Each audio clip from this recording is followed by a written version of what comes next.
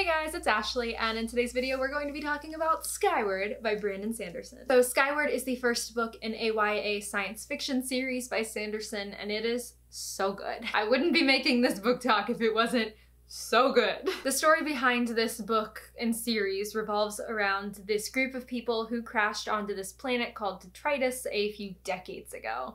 They've been living here ever since and have been having to fight off this alien species called the Krell, who constantly comes in and tries to destroy them. We follow Spensa, who is the third generation of a family who's been living on this planet, and all she's ever wanted to do for her life is become a pilot. Her father was a pilot, he was very, very famous, and she's only ever wanted to live up to him. There is a little bit of a spin on this though. So in the biggest battle of this planet's history, which takes place in the very beginning of the book when Spensa is about 7, her father basically flees and ends up being shot down by one of his wingmates. He is from then on branded a coward, and Spensa has had to live with that coward's daughter, Mark, her entire life. But she is not gonna let that stop her from becoming a pilot, and so this whole book is about her doing just that. As I said, the story is really, really good. I loved the character arcs, especially in this book. They are very clear from the beginning to the end exactly how these characters change.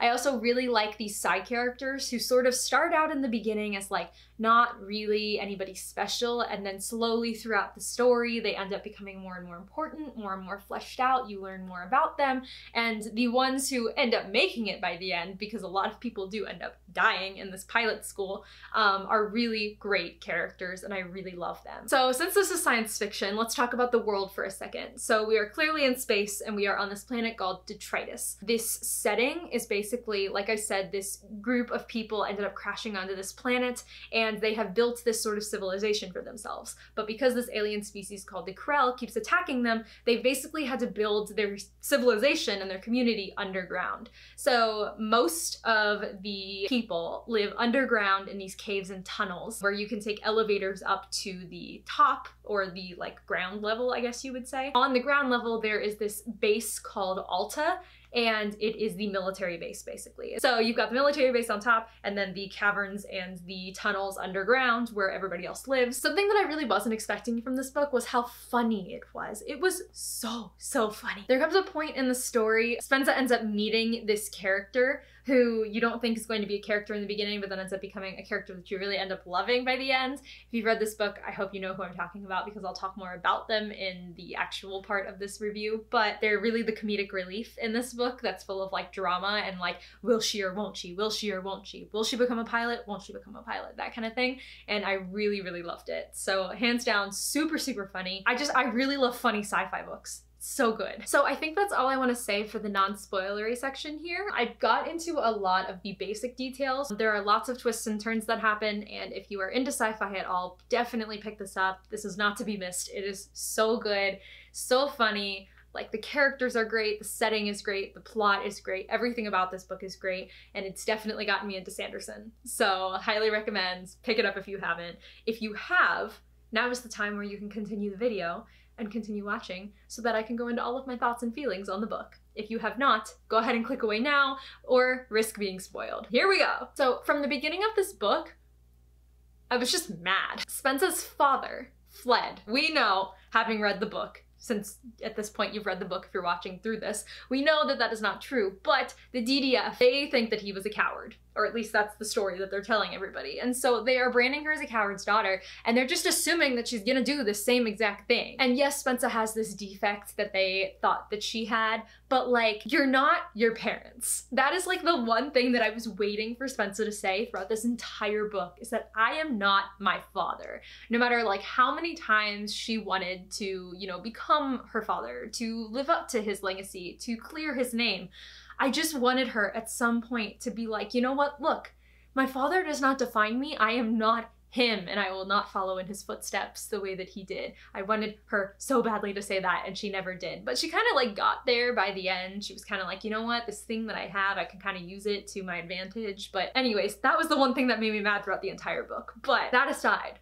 let's get into some of the things that I really, really enjoyed. Her first flight class. So in the beginning, she tries and tries and tries and tries and tries to get into flight school, and the DDF wants nothing to do with her. They tell her, her teacher basically tells her, you know, look, they're gonna deny you no matter what you get on the test. They give her a fake test. They give her a test all about algae and stuff in flight school, which means she is doomed to fail.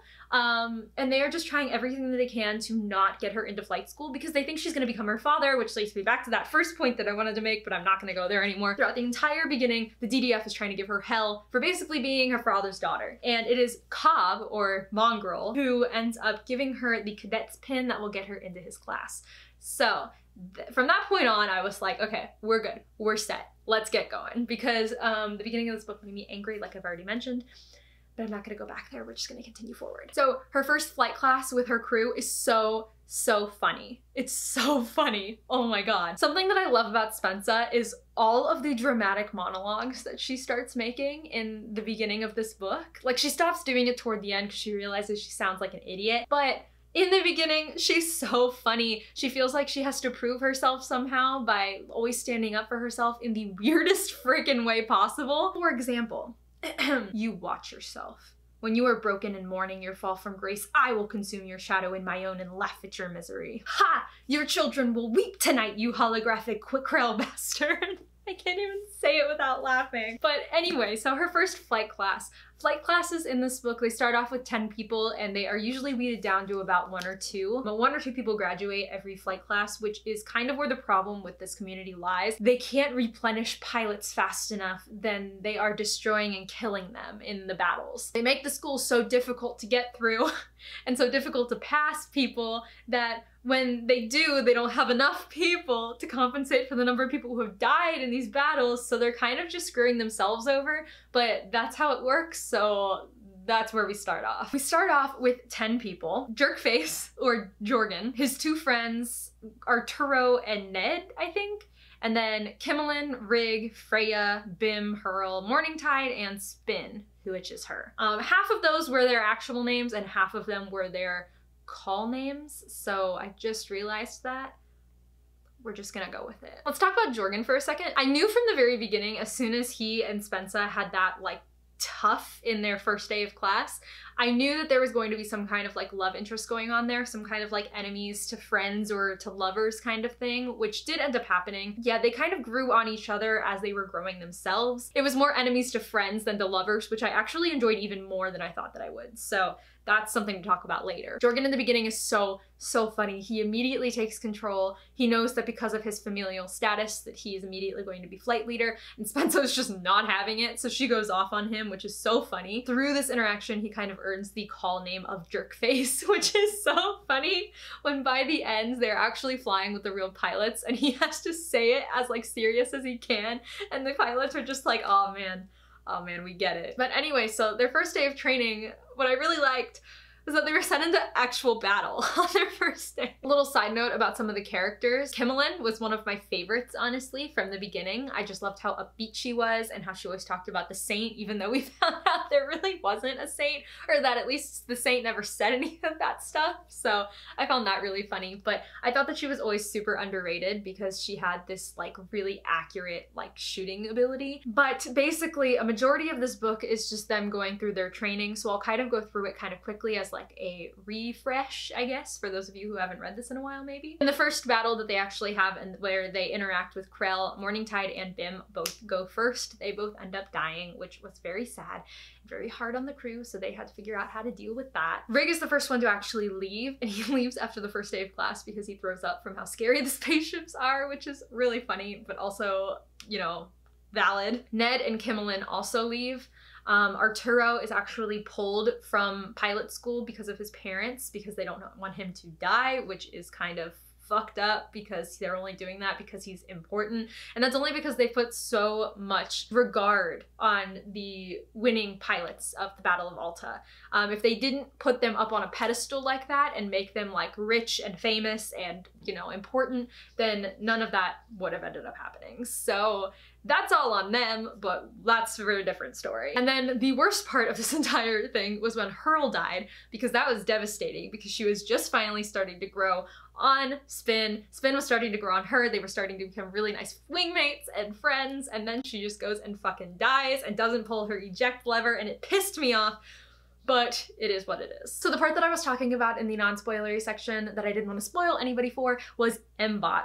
Oh my god, it was so funny. I totally forgot that there was a artificial intelligence like talking spaceship in this story. I remember it being pitched in it at some point. It's not in the synopsis though, so I don't know where I read that. Mbot was the comedic relief that we all needed in this story. Spensa was funny, and her interactions with everybody else was really funny as it was, but Mbot provided that like just full-on stupidic comedic relief that we needed. Especially when Rig got involved and Rig started working on the spaceship because he was really into engineering rather than piloting, and you found out that he had a passion for it that he didn't know that he had before. It was a really good time. For a really long time in this book, I thought that the Krell was something that the government was actually doing purposely to try to keep its people motivated. I don't know why, but everybody was always questioning like, what are these Krell? Nobody's ever seen one. When did this start? Why are they attacking us? Do they only ever send 100 ships? Why do they always retreat when things get tough or something like that, you know? People were always questioning it. And so in my mind, I'm like, okay, something's up with the Krell. There's some sort of like plot twist that's gonna come. And yet I kept thinking that it was like Ironsides had planned this whole thing where she took some of the pilots who supposedly had died and instead put them on the Krell battleships to then attack her own people to make them more motivated to work. And it was just like, none of it made any sense, but it sort of did in my head until the end, and I honestly had that theory for a very, very long time while reading it, and I don't know whether I'm embarrassed or, like, kind of, I don't know, happy that I came up with that. Kind of proud. There was that one part toward the end, right after Hurl dies, and Spensa goes to try to recover her body, and Jorgen ends up meeting her and driving her there because it would take forever for her to get there. There's one part during that where they kind of have a heart-to-heart, and Jorgen tells her about, you know, his family and how he's only going to be able to be a pilot for 6 months before he has to pull out to, you know, live through his name and stuff like that, and things have always been set up for him. And he's like telling this whole like heartfelt story and everything where like we're supposed to feel bad for him and be like, oh yeah, so he's normal after all, he has problems too. But like they can't really compare to Spensa's being made fun of her whole life, so I don't really know what that's supposed to get us. Like, I get that we're supposed to have this realization that like, you know, oh, he's not such a bad guy after all, you know, he's being forced to do all this stuff, he really wants to be a pilot, that kind of thing.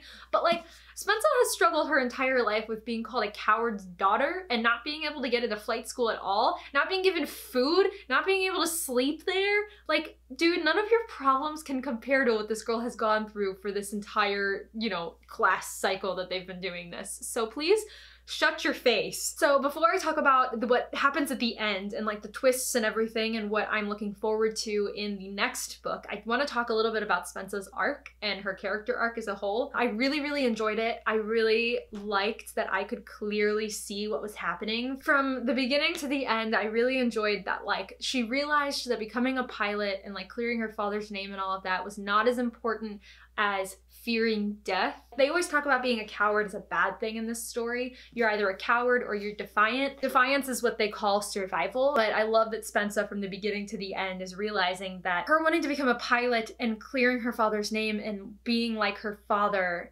and also like fearing death is not making her a coward, it's making her human. From the beginning, she was like, no, I'm never going to eject. I'm never going to become a coward. I'm always going to fight against that name. To the end where she ejects literally twice. I don't know another way to put it. I just really enjoyed that, where she changes her mindset from the beginning to the end based on something that society told her and then based on something that she discovered on her own. Ejecting and trying to flee because you're fearing death does not make you a coward, it makes you human, and it's a wonderful thing to rejoice in because yay, you're not dead.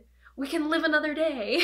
So let's go ahead and talk about the end for a little bit. Basically, the entire time that she's in flight school, the DDF has been trying to run tests on her to see if she has this defect.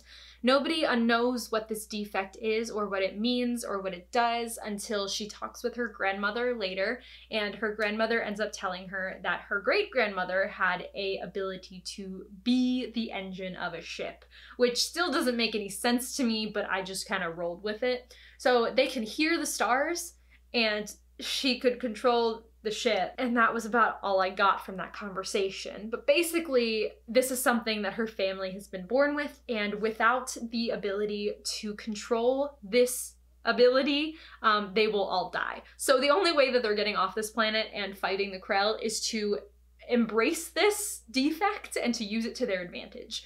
that's the gist that I got from this conversation. I kind of disregarded all the stuff I didn't understand about her great-grandmother and the engine of the ship, just flew it out the window. Let's focus on this part. It's during the last battle when Spensa starts hearing these voices and being able to hear the Krell. And so she's kind of anticipating their moves before they make them, like her father was doing in the Battle of Alta, and she ends up maneuvering around and being able to stay alive in one broken ship amid 15 enemies. So they're fighting, she's anticipating the Krell's moves, the life buster comes loose and she brings it all the way up. His cytotonic overdrive, hyperdrive, whatever it's called, suddenly turns on, which I didn't really understand, but it worked. And so they went into, I'm assuming is what it's called, hyperspeed, or like space jumping, or whatever it's called. You know, in like Star Wars when they space jump or whatever and everything turns white and everything is like the streaky lines because they're like jumping through space and time.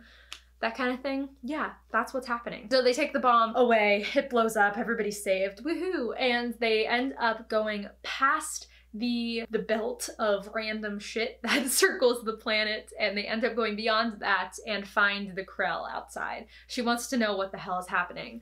That's when she finds out the truth about her father. That's when she finds out the truth about why they are on this planet and why the Krell are attacking them. Then she comes back down and tells everybody. The basic synopsis of this background was that years and years and years ago, humanity fought a war against space and lost.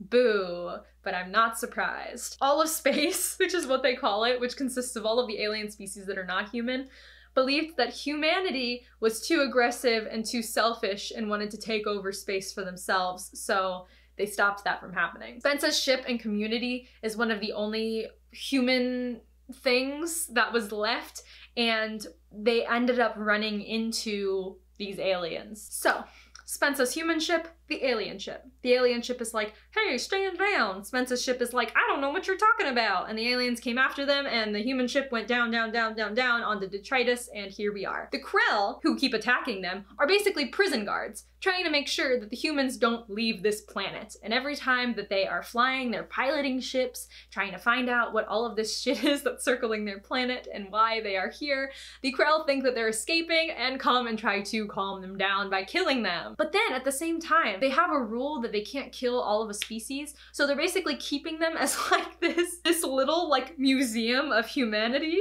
It was so fucked up when I read it, but I get it, but it's also super fucked up. That's what the end was about. That was the whole like gist of why they are here and why the Krell are attacking, and the next book is going to be all about Spensa trying to help them get off this planet because Spensa can hear the Krell's thoughts. So, there was a lot to unpack there. Like I said, this book was dramatic, it was funny, it had all of the parts where I was extremely scared for what was gonna happen, but also super excited to see how it ended up. And all in all, it was a great book that I'm really looking forward to reading the sequel. If you guys have read this book, please let me know what you thought down below, because I would love to talk to you about this. Like I said, I'm really glad that I read this specifically because of Sanderson. I really have wanted to get into Brandon Sanderson, and I am eager to continue, at least with his YA stuff, and then maybe move up to his adult stuff. I don't know. We'll find out. Anyway, okay, that is going to be it for this video, you guys. So thank you so much for watching, and I will catch you later. Goodbye!